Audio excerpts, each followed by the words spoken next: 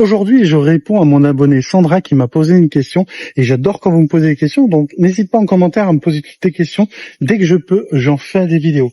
Ici, Sandra nous demande, elle était malheureusement, elle a subi un étranglement à deux mains.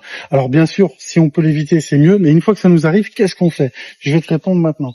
Donc, ne te laisse déjà jamais saisir ici parce que c'est très compliqué. Mais si tu te retrouves dans cette situation, il y a des choses à faire. Tu peux faire dans un premier temps ceci, c'est-à-dire tirer les mains vers le bas et frapper avec le coude. Tiens, tu peux m'attraper, comme ça je vais le montrer.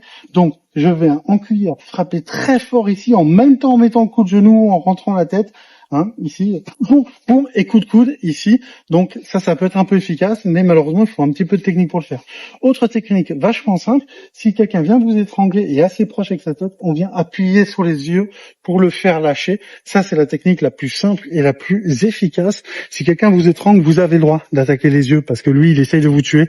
Donc, on met les pouces dans les yeux, on appuie très fort et normalement, ça va le faire lâcher. Il existe plein de techniques.